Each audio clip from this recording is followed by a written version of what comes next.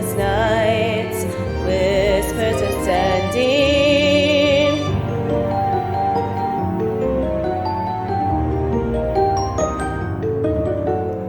Out on the road, tales never end, through misty woods and hills they wend.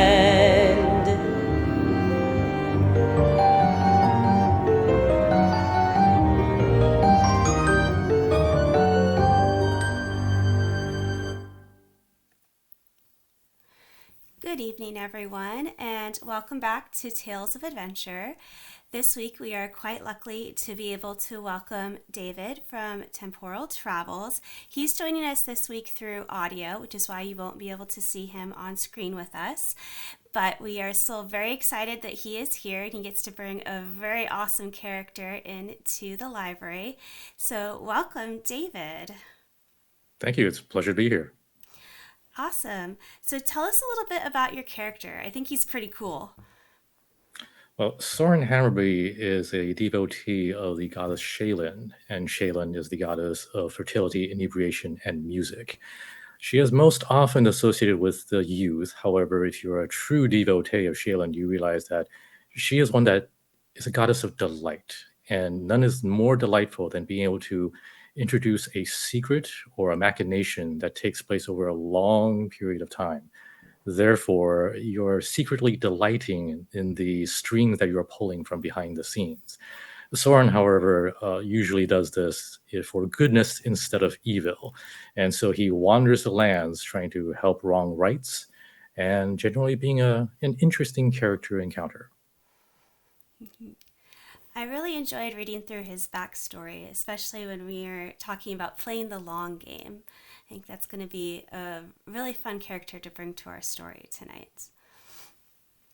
Okay, well, this evening, Soren gets to head very far north because he has heard of a very interesting cult that has been attempting to summon some of the more ancient gods from the older pantheons. And unfortunately, given that these gods are no longer a part of the universe, their attempts, of course, are failing. But something else occasionally answers their call, a very eager sorts of somethings.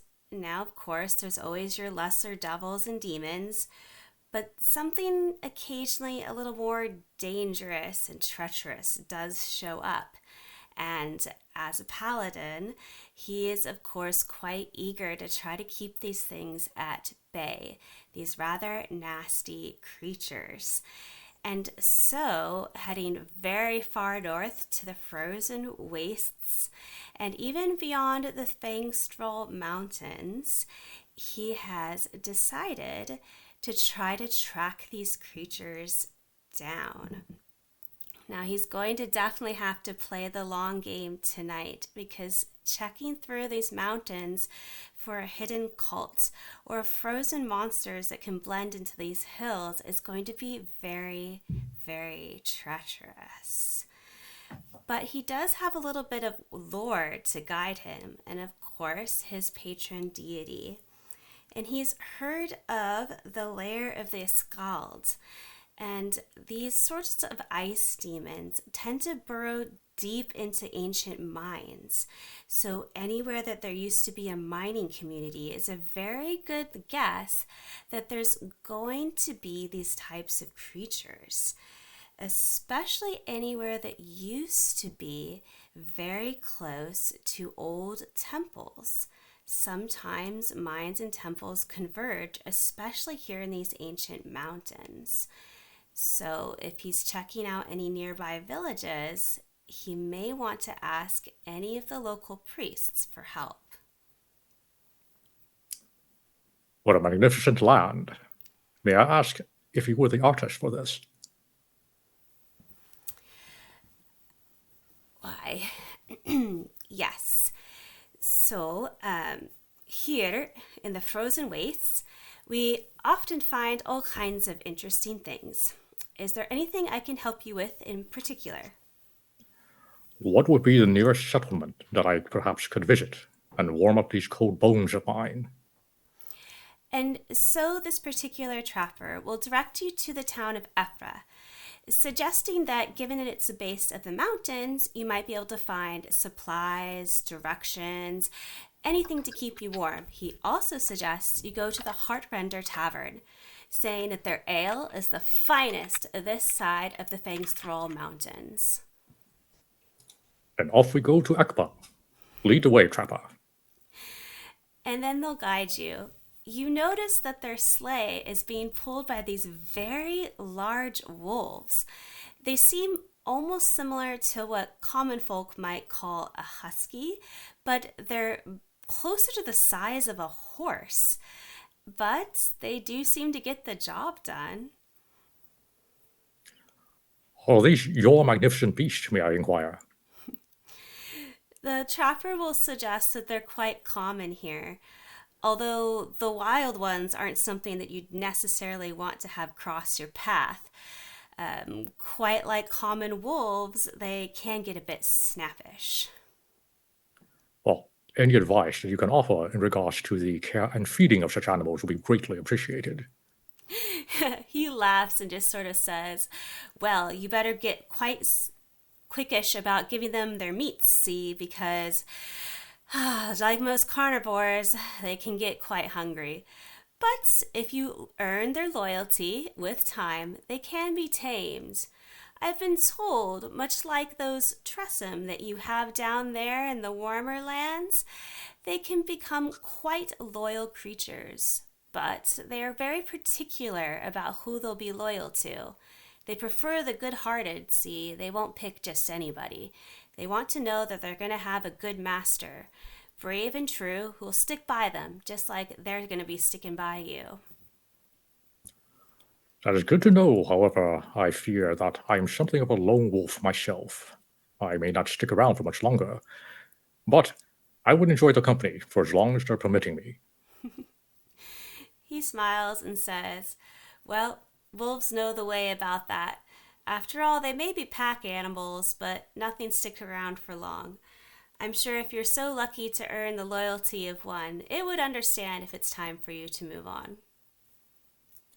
Then they are kindred spirits. I shall enjoy their company to the town of Expa.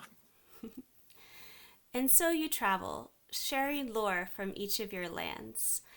He'll occasionally share strange little tidbits about spirits and haunting ghosts, and even things that seem to be coming from other worlds or planes. And perhaps you consider it local lore, but you never know what might turn out to be true. So please do tell, what are the latest stories from your lands? What have you seen that could not be unnatural, perhaps? Ugh, aye. Just the other day, when the lights lit up the sky at night, I saw the most strange beasts. They were large, hulking. I almost thought it wasn't there at all. It blended so well into the landscape. It was almost as purest white of snow, but it glinted sharply, almost as if it was made of glass itself. And it had such eyes, and they glared and growled, just as the wolves do. But then, with a flash, it vanished, and I not never saw it again. Not sure it was ever even there at all. Could have been but a vision. Did you perhaps look for any tracks or signs of passage? I did, yes, and I saw one massive footprint. As big as a house, yeah, but I don't know where it went. Not at all, nope.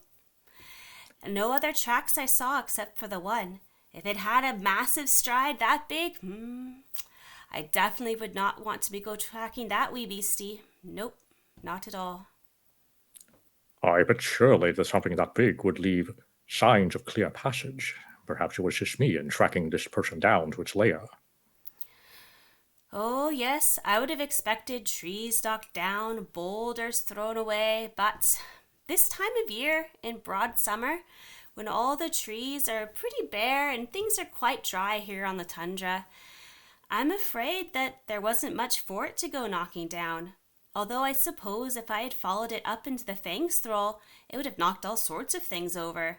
But I'm not going to go chasing something that big, not if I don't have to. But I fail to hear any signs of his activities.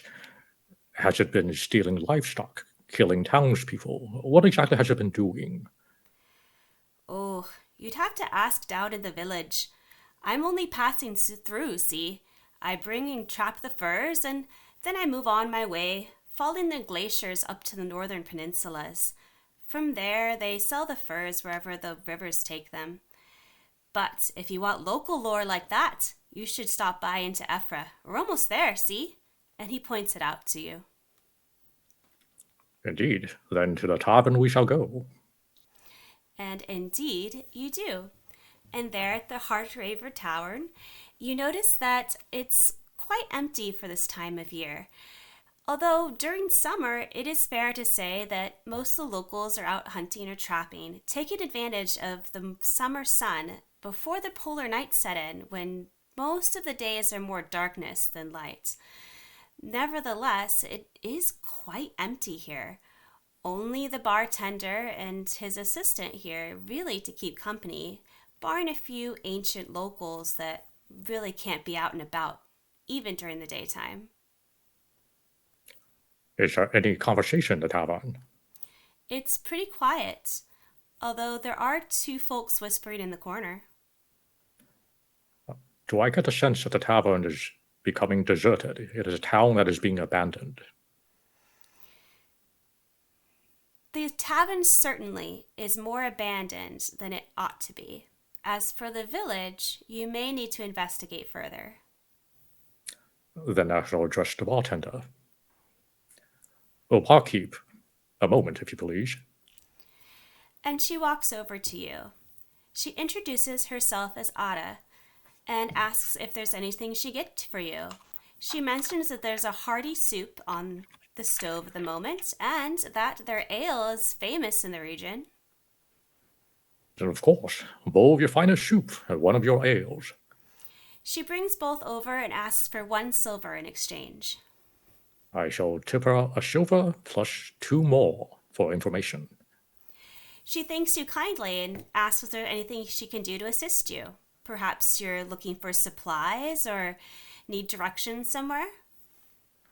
My name is Soren, my dear lady. I've had some rumors come by of evil stirring these areas. I was hoping to lend my assistance. Ah, I see. Well, lately we have been hearing some rumors of some sort of great beastie that's been chasing things down. But there's not much for it to hunt around here. See, we're not a farming community. Most folks around here are either loggers or trappers. We used to have a contingency of miners, but many years ago they all sort of disappeared and they never really reopened the mines after that. See, there's not much of your folk left in this region to help out with such things, and I'm afraid we humans, though we try, are just not quite as talented at such things, and without the guidance of much wiser folks, we just can't quite get the hang of those things up in the mines, and so it's just never really reopened. There's rumors about what happened to the miners, but they are just rumors as we've ever found them. As for the beastie, there is 1 or 2 folks that's claimed they've seen it, but again, mostly it just sort of seems to be going after, local wildlife as the trappers keep complaining that the usual hunts are barren for this time of year. And so they're going farther and farther afield, which mostly just affects me because, as you can see, the tavern's empty. But other than that, I can't really claim to know that it's been here hunting or anything.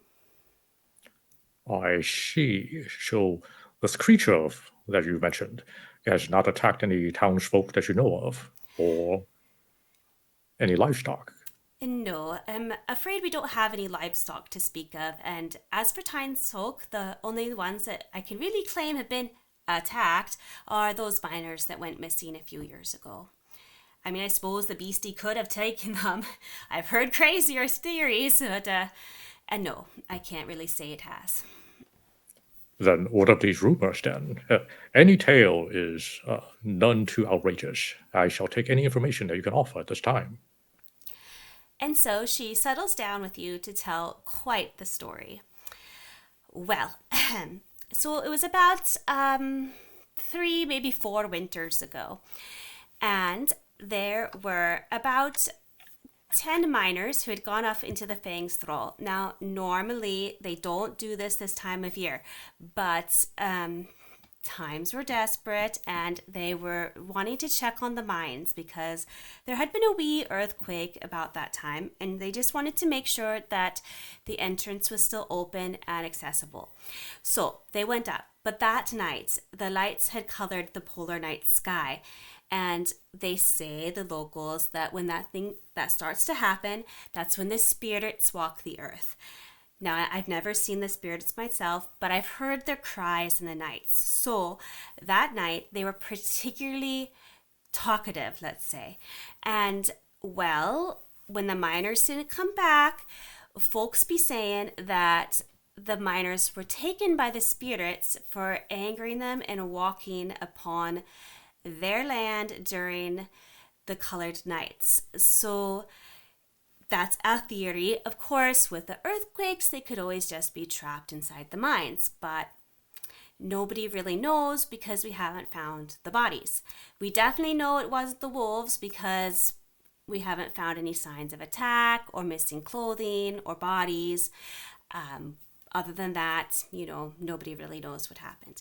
Although I did hear one crazy theory from a visitor who said that cultists took them to summon the gods, but that's nonsense because obviously the gods aren't dead.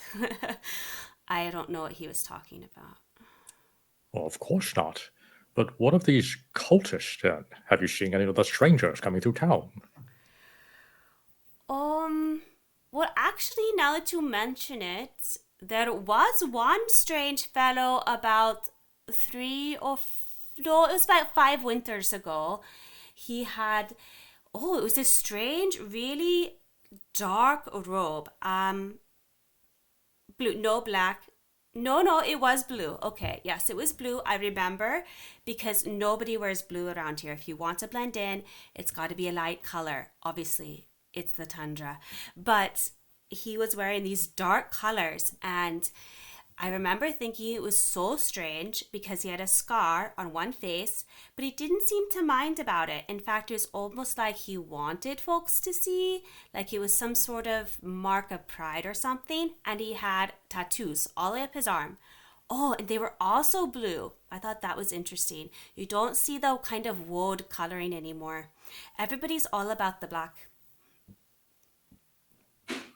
Would I happen to know anything about bluish tattoos in regards to cults? Roll either religion or history. I believe I have the same modifier. Then dealer's choice. That would be a 18. Okay. Ooh, nice. Yes. So you happen to know that when a certain type of mage decorates their arms in spiraling blue tattoos, that they belong to the cult of the Skald. And although the cult trying to summon these ancient deities was not part of the Skald, it's likely that at least one of their number was. And perhaps when they were all working together, something went a wee bit wrong if a cultist of the Skald was getting involved in that situation. Then may I ask if there's anyone who can lead me to the last known sighting of these cultists, or perhaps the mine itself? She thinks for a moment and goes, actually, aye, then you should talk to Ivan. Let's see, where'd you go? Oh, and she points into the corner and points out to you a rather aging dwarf. And before you head over, she does mention that It's been a while since Ivan has gone into the wilderness. Just be gentle with him. He had an encounter with the wolves, okay? And he doesn't like the wilderness anymore. And that's why he wasn't with the miners when they disappeared. And I think part of himself kind of feels responsible about that, but we just don't talk about it, okay? So just be nice to Yvonne. It will be fine. And then she leads you over and introduces you, and taps him gently on the shoulder and says, Ivan, this is a very nice friend named Soren. I think you two will get along quite well. And she smiles at you and then leaves. Yvonne, it's a pleasure to meet you. Would you mind if I chat? The dwarf looks you over, doesn't really say much, nods, and then turns back to his mead. May I buy you a drink as well? He glances up to you, kind of shrugs, and then kind of nods, non-committally. I shall wave 2 fingers at the bar. The assistant comes over with a couple of glasses and asks what can she bring you. I'll have whatever he is having, of course. She nods and says, Of course. Honey mead. I hope that's okay. More than acceptable, thank you. She smiles and soon brings over a picture of honeyed mead and pours you a nice glass. And then over the beverage, I ask Yvonne, given that it has been some years, I trust that you would be amenable to speaking of an incident that occurred approximately 3 to 4 winters ago. I hear that some miners went missing. He looks at you, thinks for a long moment, and you start to wonder if perhaps he might box you about the ears or then simply just walk away. But then he turns back to the fire and says, I wonder sometimes if I'd been with them, maybe it'd been different, but I always will wonder what happened to my friends that went out into the woods. Dangerous things happen to them woods. You let them sleeping spirits lie now. It ain't worth chasing them. Well, my question would be, would you rather no one discovered what happened to them? Or perhaps would you rather them find some peace? With a gruff laugh, he asks you, What peace could you bring them? The knowledge that their fate goes to people who care about them the most. He thinks about this long and hard, then says, The road you're going to follow be dangerous, friend. Once you start, ain't no going back. Are you sure you want that road? I believe that is a Tuesday for me. Nice. He nods to himself, says, Well, if you're going to follow the path, you need to head from here straight south down into the Fang's Throw. You'll see a pass there. Head straight into it like you're charging towards the enemy. And in a way, you are. Head farthest north, farthest south into the highest peak. Eventually you'll come across an archway. Seems like nothing except nothing strange, but that's the entrance to the mines. Now, here's the trick nobody else knows about.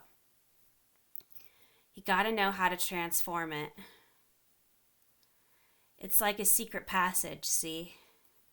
but only dwarven kind know how to do it. Okay. So, if you know the right words, you gotta know how to tap on the right spirals. When you get there, you'll know the runes. You'll see which ones are the friendly ones, and you'll know how to tap on those runes only. You get the picture, right? Tap in the right spot, and she'll open right up. Got it. Exactly. Only the friendly runes. It'll reveal the place, but I don't know what'll be waiting for you in there. One never does. And that is, of course, the spice of life. Is there anything else I should know about this pass, or the passageway, or the way there? I do hear there is some sort of creature roaming the woods. If it's true what they be saying about the cultists taking root up there, whatever they summoned, it's nasty. And you don't want no part of that thing. If it got loose, Lord help everyone. And then he goes back to staring into the fire. Taking my cue, I shall head back to the bar. A bartender, do you have supplies? I fear there'll be a long journey ahead for me. She says that unfortunately there are no supplies here at the bar. However, she can direct you to where to find some. And you're easily able to pick up anything you need, whether it's furs, weaponry, food rations. You could even hire a sled team if you would be interested in that. I prefer not to endanger anyone else. However, I will pick up supplies for, let's say, a week. Absolutely. You can find all of those things in Ephra if you need to. And then perhaps I could charter a solo sled of sorts, assuming the wolves would carry me. Yes. With the help of the trapper you met along the way, he guides you over to where you would normally charter a sled team. And there he starts to introduce you to several of the different teams in the hopes that you will be able to be introduced to one of the unique dogs there who might take a liking to you. And with that, roll animal handling. Oh, yes. Animals. That would be a 16. Nice. Sensing your good-hearted spirit, one of the wolves comes over to you. Perhaps a little bit smaller than the others, but still quite large, maybe more closer to pony than horse-sized. He nudges your shoulder and then lies down, suggesting that you'd be welcome to climb into his saddle and borrow him for a time if you were interested. I never disregard such an invitation. I, of course, mount the wolf. Mm-hmm.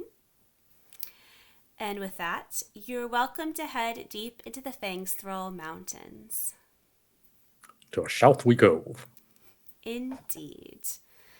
Okay. As you head south, you discover that the forests are rather thick but barren. Their leaves have fallen, exactly as you would expect to see farther south during the fall months.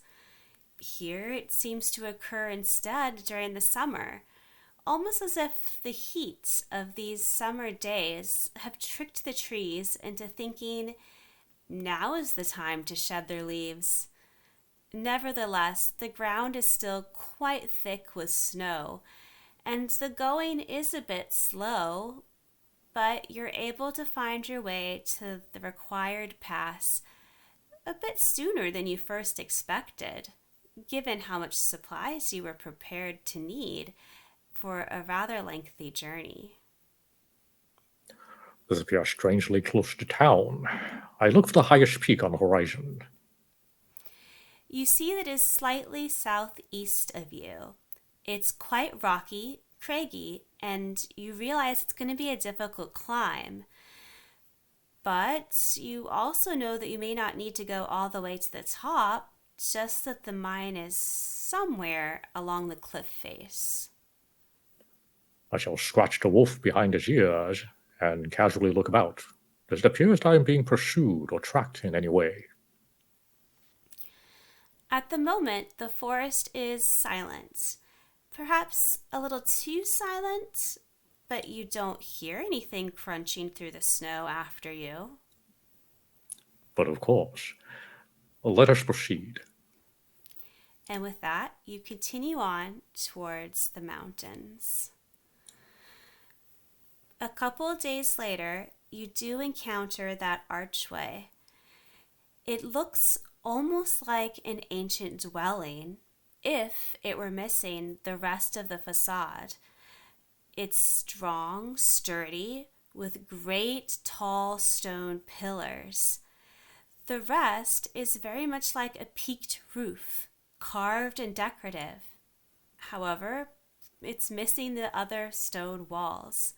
Steps lead up to it, and here at the top of the mountains, things are quite barren. Wind whips around you, threatening to take away your coat and other coverings.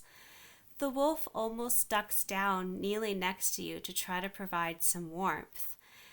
But the snow still clings here. It isn't completely washed away by the strong winds. What an interesting building and architecture. Do I recognize as possibly being dwarven? As you get closer, you notice that it is distinctly dwarven. In fact, there seems to be dwarven runes carved all up and down the pillars themselves, along the lintels and the doorposts. I see.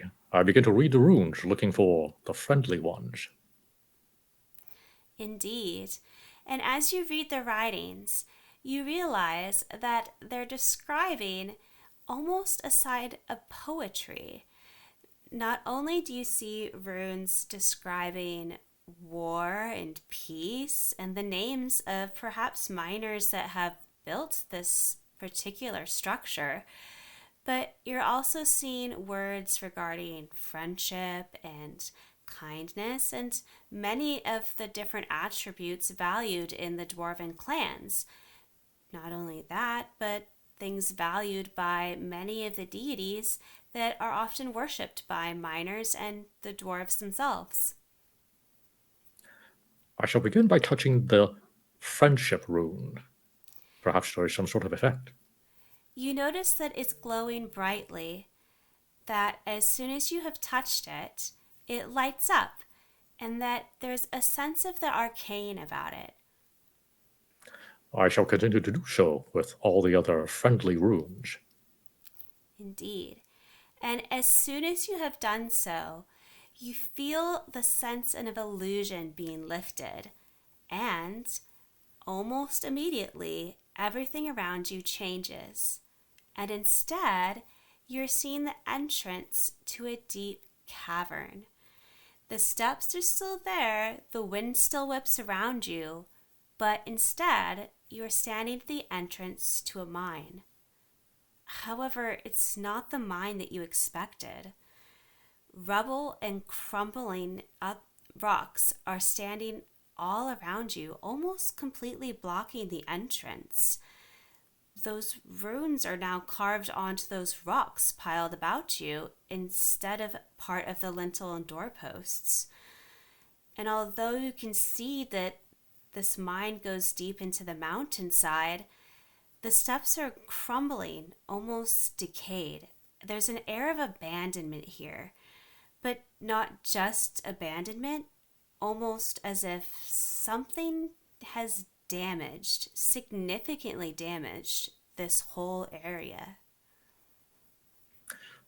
Has the entrance been completely blocked? Not completely blocked, but it will take some maneuvering to get inside. Then I shall put my back into it and attempt to clear the entrance. Absolutely. If you'd like to clear away some of the rocks and rubble, It will require a strength check and about 2 hours of labor.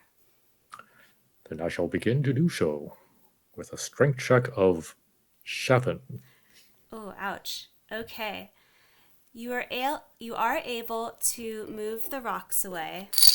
However, it took you a little bit longer than you initially expected. And unfortunately, it is nightfall before you are able to clear an entrance wide enough for you to get through.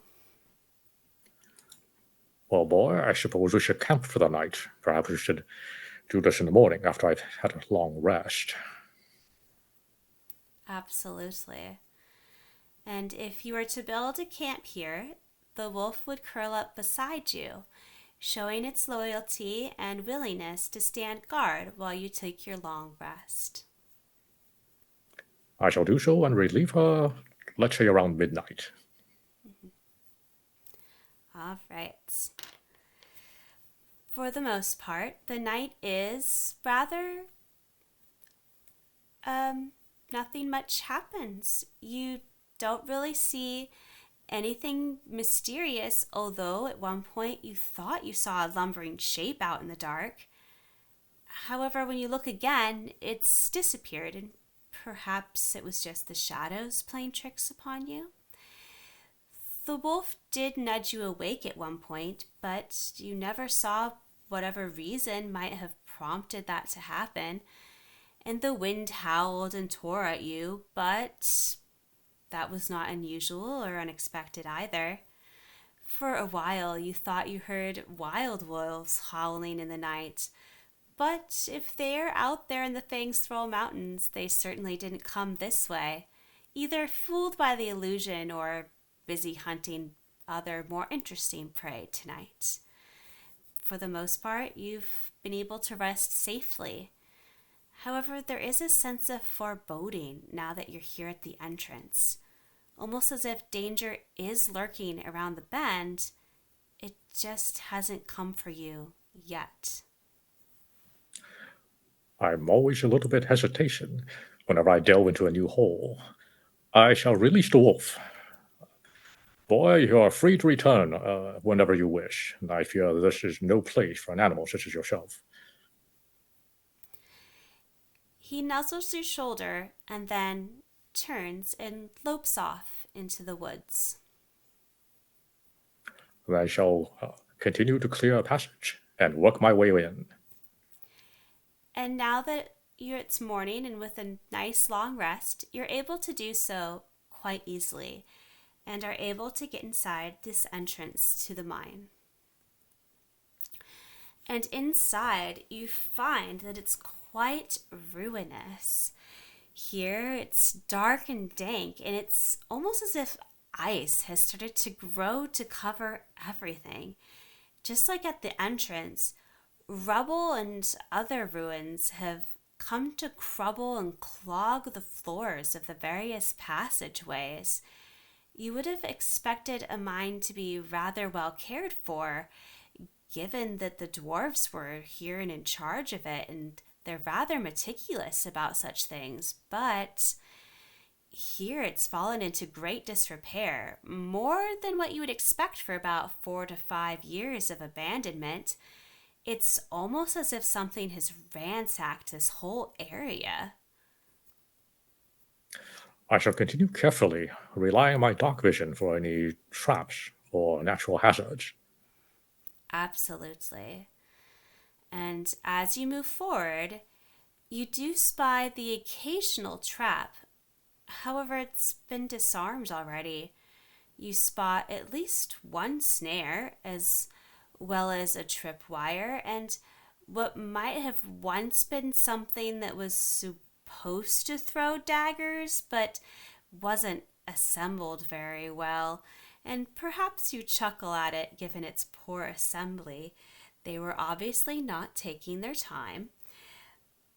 But it's not until you reach the very center of the mine that you truly pause and start to wonder what happened here. For there you start to spy what seems to be almost a constructed altar.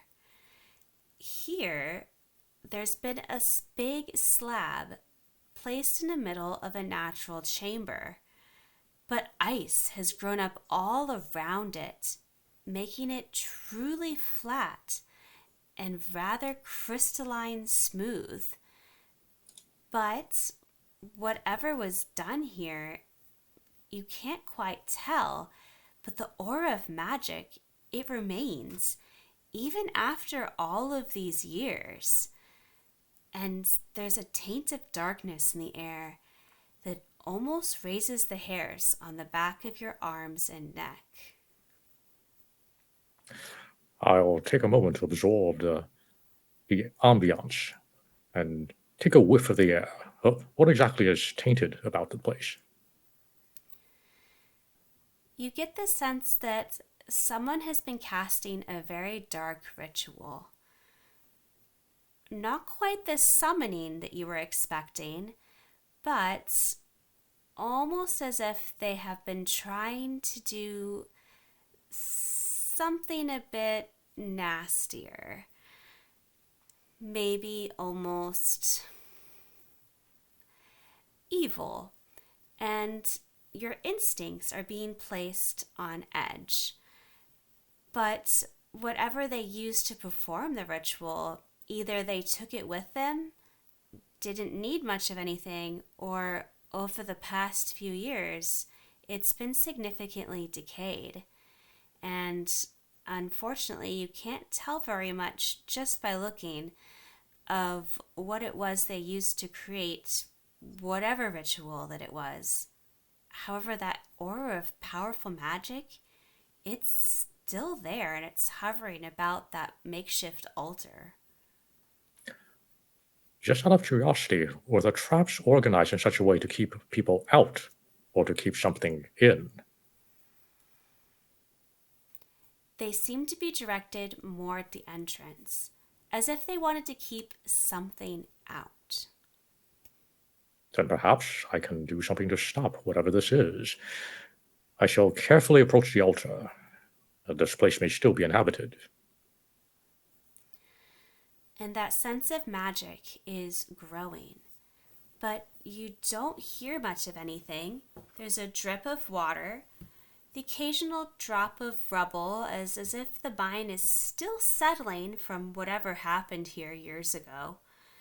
But that sense of magic, it's so powerful.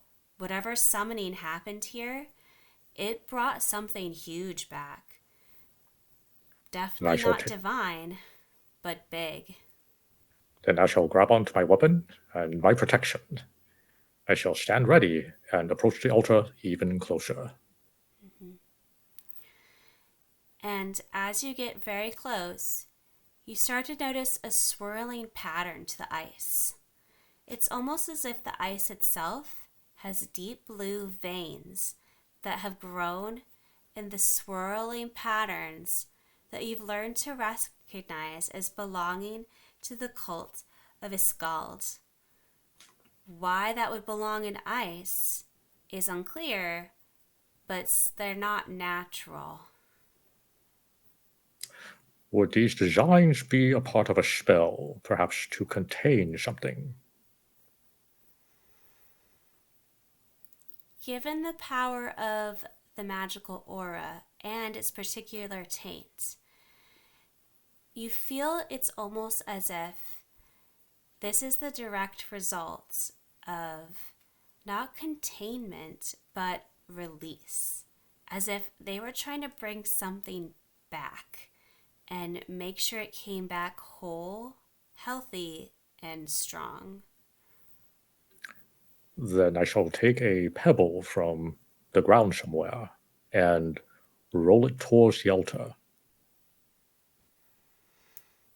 And as you do so, you realize that the altar almost has a protection to it as the stone bounces back towards you with significant force. And as that happens, something deep within the mind roars. Ah, yes, finally, a challenge. Do you go chase the challenge? I shall see if the challenge approaches me. I want to know if this altar is important to it. Well, you don't have long to wait because soon you feel the thump, thump, thump of the ground shaking beneath you. And that little pebble that you threw, it's bouncing just a little bit with every giant step of a rather large behemoth ice monster. And as it comes into view, it roars at you. And with every step, ice climbs up the walls and spreads across the floor. Whatever this creature is, it's almost as if it's winter itself. And it's starting to change everything surrounding it and the vines. I would like to address the beast. Do you at all speak? It screams back at you, a mighty roar that shakes the stalactites on the roof, but otherwise, not a language that you would know. And yet it still has not attacked. Not yet. I gesture at the altar, and I gesture back towards it. How does it respond? Seeing you gesture towards the altar, it puts two and two together that you must have been the one to throw the pebble earlier, and now it's going to attack. I see. I gird my loins for battle. It's not a particularly fast beast, but it is rather large. And so it is going to start to take some steps towards you and prepare to take a swing with its claws. What do you do next? I would like to place the altar towards my back and perhaps have the creature accidentally attack the altar. Let's see if that works. Okay. And taking a swing towards you, it will try to hit you. Now, let's see if you can dodge out of its way. Let's do dexterity. Of course, dexterity. The dwarves' advantage. That would be surprisingly, a 17. Very good. Yes, you're able to swing out of the way, and I'm going to use the altar's AC for this. It does hit the altar, but let's see what kind of damage it can do on something like that. So I try to remember which dice is which. It's always fun. Okay, so it does hit on an 11. So the altar took some damage, but it didn't completely crack it. But you do notice that when it took that hit, there was almost as if a little bit of the ice started to melt away, not just from the altar, but from the room itself. And the cold that had been seeping in there, it starts to ease.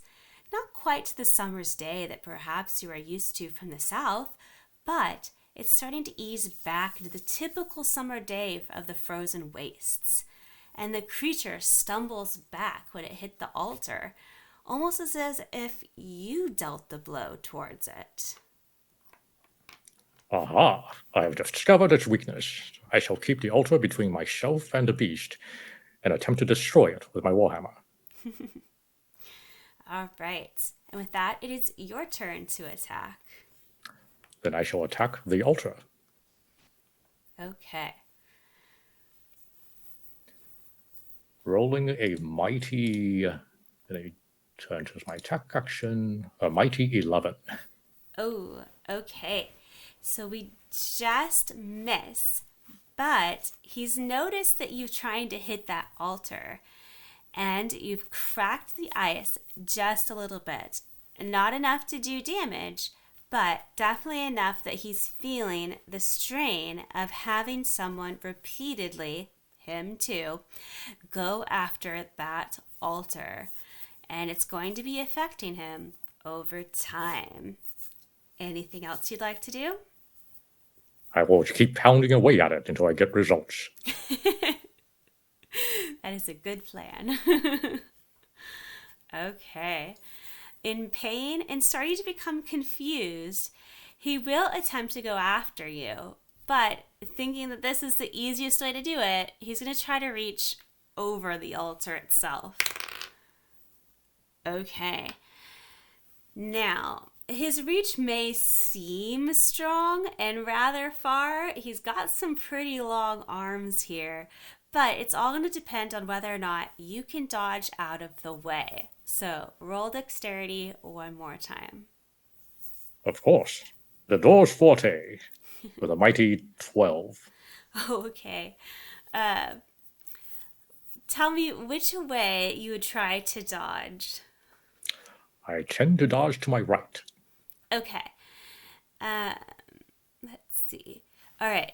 So he is reaching out to take a good grab at you. Now, unfortunately, you are not able to get out of his way. But in trying to get a hold of your feet, he has his fist here on the floor and hits the altar, which means pretty much everybody gets a little bit of damage here. So it's kind of a good thing, kind of a bad thing. Let's see how this goes. Okay. So unfortunately, Soren, you will be taking 6 of damage, but the altar will also be taking 6, which means it's starting to crack in half. Not only is the ice now crumbling away, the rocks themselves are starting to take some damage. We will see who goes down first. I shall wipe a little bit of blood from my lips. I've paid for better beatings. I continue to pound on the altar. Okay. And with a mighty swing, what do we roll? On this time, 18. Ooh, very nice. Okay. The altar is going to take quite a beating. Let's see what happens. That would be a 10 points of damage. Okay, perfect. And with that, the altar completely cracks, and he's stumbling back, totally in pain. You're noticing at this point, the ice seems to be almost melting off of him, and the walls of this chamber are starting to melt and become quite slushy. Now, the creature hasn't vanished, not yet, but it's clear he's not along for this world. He can't handle the damage that's been done to him, and it's not a creature that was ever meant to exist on this material plane. Without the fortification from that spell work, he's not going to be able to be sustained here, and probably won't be able to keep going, certainly not after this beating that he's been taking. But he's still mad. And so he's going to try to go after you. But obviously a 5 never hit anybody, so he fails. All right, your turn. I shall return the favor, this time with a 16 to hit on the creature. Nice. I believe the altar is destroyed. The altar is destroyed. And you do hit with a 16.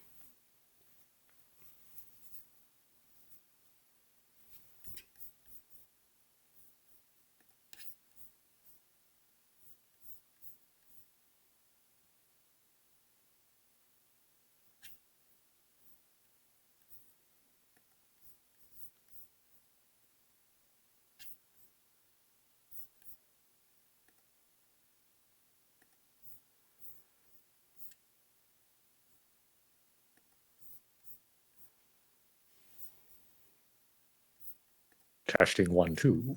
Okay, we got us back. Do I have you? And we are back. Yay.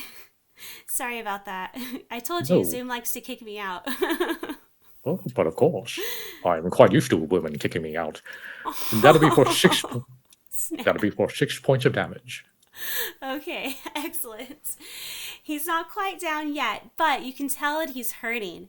He's limping on one leg, and the ice is still running off of him, melting right into the ground.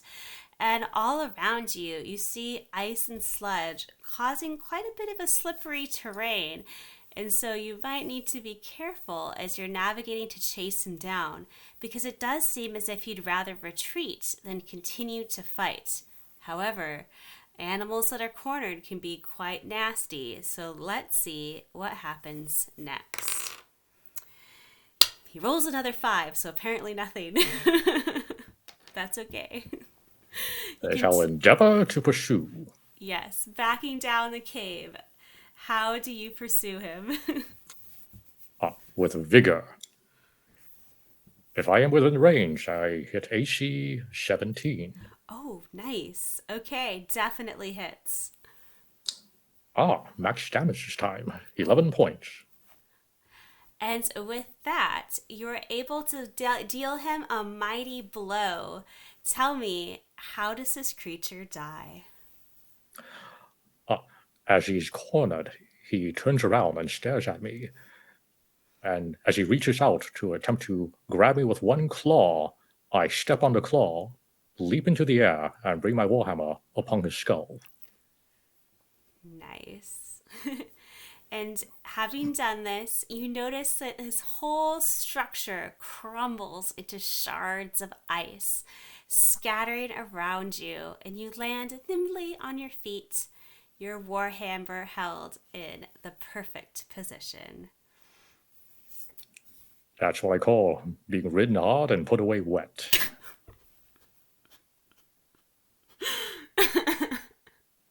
Thank you for that. I shall take one last look around, and I suppose that is that. Indeed. And as you look around, you notice shards aren't the only thing on the ground here, deeper in this mine. In fact, there seem to be a few bodies as well. But of course, I shall attempt to retrieve some personal effects, just to prove to their loved ones of their fates. Yes. You're easily able to gather any of the personal effects from the miners who were lost here.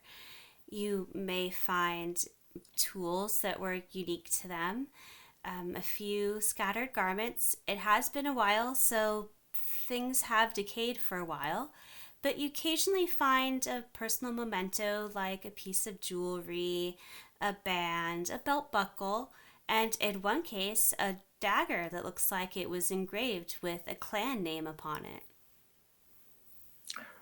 Well, hopefully, Ravan would get some peace now of knowing what happened. If there's nothing else, then I suppose I shall retire from the mines, and perhaps they can reclaim it at some point. And hopefully that will be true. Upon exiting the mine, you realize you're going to have quite the hike down the mountain, but you don't have to go far before finding your new woven companion waiting for you, almost as if they knew you were going to need a little assistance getting back down, especially with your new injury. Well, thank you for waiting, boy. I suppose I shall mount you once again. He kneels down for you and waits until you are ready. After you, my boy. Here. And with a happy yip and a few howls to the moon, he leads you down to the base of the mountain where Ephra and, of course, Ivan is waiting to hear from you and to find out if you actually survived the mountains. He bet no. In that case, I believe that she would collect. I'll reach into my pack and present the items to Ivan. Upon seeing the dagger, you notice that there are a couple of tears in his eyes. But he does thank you for going up to the mines to attempt to find out what happened. And he's very much interested in hearing your tale. Then let's get inside, away from the cold. I shall tell you all that has happened. And with that, you're welcome to head into the tavern. And of course, I relay the entire tale, leaving out nothing. Nice. Well, that is a conclusion to our story. From there, you can always decide what really happened to those dwarves. They did die in the mines, but we never really answered the question. But that's all we have for tonight. And there is the answer of a cultist to be found as well. That's true. Where did they go? Did the monster eat them? Maybe we'll never know. In that case, Soren Hammerby shall return in from Barovia with love. Nice. I love it. Well, thank you for joining us, everyone. And thank you, David, for a marvelous tale. I really enjoyed it. You inspired me to use accents again, which was a lot of fun. I did notice. It was quite good. Thank you. I try, sort of. You succeeded. Many others try. Well, thank you. All right. Well, I hope everyone has a lovely evening and a wonderful weekend. We'll be back in a couple of weeks with a new guest. Until then, I hope everyone continues to tell stories and have a wonderful time. And I hope you all have a great night. Bye, everyone.